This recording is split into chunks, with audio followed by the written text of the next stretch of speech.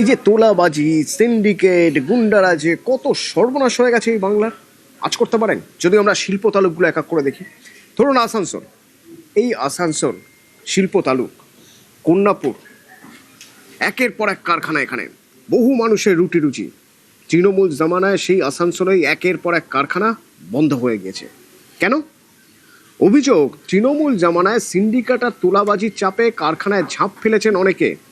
তার ফলে কি হয়েছে? রাতারাতি কাজ হারিয়েছেন বহু শ্রমিক, কাজ হারিয়েছেন রাতারাতি। আর শিল্প বিনিয়োগ তোলাবাজির ভয়ে থমকে গিয়েছে। পালা বদলের সরকারে এবার সেখানেই কড়া সরকার, কড়া বার্তা, নো তোলাবাজি, নো সিন্ডিকেট। আমরা খুব সাকসেসফুলি 12 বছর চালালাম। যখন 2011-তে সরকার পাল্টি হয়, তারপরে এটা অ্যাগ্রেসিভ ইউনিয়নবাজি দিকে নিয়ে রয়ে গেল। আমাদের মতন কারখানাতে লসের দিকে চলে গেল। 1.5 বছর আমরা পুরো লস দিয়ে তারপর বাধ্য হয়ে আমরা ওটাকে বন্ধ করতে বাধ্য হলাম। কিন্তু তখন আমরা সবাইকে রিকোয়েস্ট করলাম, প্রশাসনকে, নেতাদিকে, কিন্তু তারা কোনো কর্ণপাত করেনি। তো আজকে আমরা পরিবেশ পেয়েছি, তো আমরা নিজে তো খুলবই, কিন্তু অন্য সবাইকে আমরা এনকারেজ করবো যে কাম ফরওয়ার্ড। বিশ্বাস আছে যে আগামী দিন আমরা সুফল পাবো। একসময় এই শিল্প তালুকে গড়ে উঠেছিল ছোট বড় একাধিক কারখানা, কিন্তু 2011 সালে তৃণমূল কংগ্রেস রাজ্যে ক্ষমতা আসার পরই শুরু হয় ট্রেড ইউনিয়ন। শ্রমিকদেরকে জোর করে কাজে ঢোকানো, কারখানা মালিকদের কাছে টাকা আদায়ের কাজ শুরু করে। সরকারের দ্বারস্থ হয়ে মেলেনি কোনো লাভ কারখানা মালিকদের। পরে বাধ্য হয়ে কারখানা বন্ধ করতে হয় কারখানা মালিকদের। এখন বাংলায় বদল এসছে নতুন সরকার। যেইভাবে কারখানা মালিকদের কাছে আবেদন জানিয়েছে সরকার, কি কারখানায় চালাতে গেলে সব রকম সুবিধা দেবে সরকার, তাতেই নতুন করে আশার আলো পেয়েছে কারখানা মালিকরা এবং এই বন্ধ কারখানাগুলো খোলার চিন্তাভাবনা শুরু করেছে কারখানা মালিকরা। আসানসোল থেকে দীপক শর্মা, নিউজ 18 বাংলা।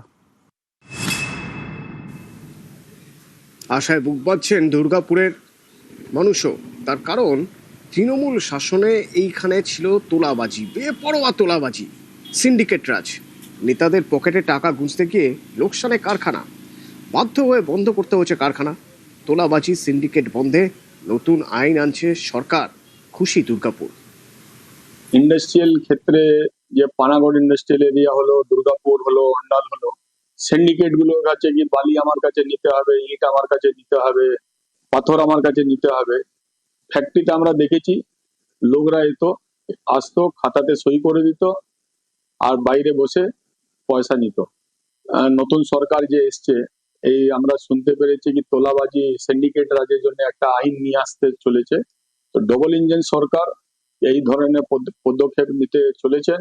এর জন্য আমাদের মাইক্রো অ্যান্ড স্মল এন্টারপ্রেনার তরফ থেকে ওনাকে অনেক ধন্যবাদ জানাই। আশা করছি এবার সেখান থেকে আমরা মুক্তি পাবো, খোলা শ্বাস নিতে পারবো। তৃণমূলের সরকারের আমলে কারখানায় কারখানায় তোলাবাজি, জুলুমবাজি রীতিমতো অতিষ্ঠ হয়ে পড়েছিল ছোট ছোট কারখানার মালিকরা।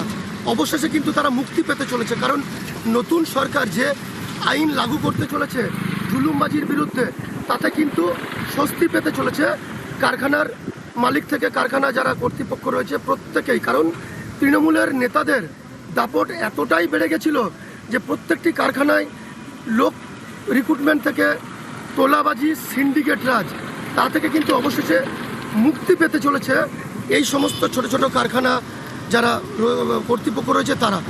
দুর্গাপুর থেকে অর্পণ চক্রবর্তী, নিউজ 18 বাংলা। ফলতা, এই ফলতা ছিল দক্ষিণ 24 পরগনার শিল্প তালুক, স্পেশাল ইকোনমিক জোন। একের পর এক কারখানা, শ্রমিকের মুখে হাসি। তৃণমূল জামানায় সেখানেই অন্ধকার, তোলাবাজি আর সিন্ডিকেটের চাপে নাভিশ্বাস কারখানা মালিকদের। এই ফলতা ছোট বড় মিলিয়ে এখানে কারখানা প্রায় 150টা। একসময় সংখ্যাটা 150 ছিল। তৃণমূল শাসনে তা এসে দাঁড়ায় গোটা 40-এ। 70% কারখানাই বন্ধ হয়ে গিয়েছে। তোলাবাজি সিন্ডিকেট রাজ বন্ধ করতে নয়া আইন আসছে, খুশি ফলতা। আমি কাজ করতাম দাদা মডার্ন সোলার কোম্পানিতে। মডার্ন সোলার কোম্পানিকে অনেক দিন আগে তোলাবাজির জন্য বন্ধ করে দেওয়া হয়েছে, যখন তখন তোলা আদায় করা হতো। আর ওই দলটা তো কোনো দল ছিল না দাদা, জেহাদি কায়দায় চলতো সমস্ত কিছু। শিল্প বন্ধ করতে বাধ্য হয়েছে, আর শিল্প চলে গেছে অন্য রাজ্যে, আমরা হয়ে গেছি পরিযায়ী শ্রমিক। অনেক কোম্পানি এর মধ্যে বন্ধ হয়েছে ওই তোলার জন্য। হ্যাঁ, এখন আসার আলো দেখছি, খুব আনন্দ পেয়েছি বাজেটটা দেখে। যদি হয় আমরা খুবই উপকৃত হব, সাধারণ ছেলেরা খেটে খেতে পারবো, আমাদের আর অন্য কিছু দরকার নেই।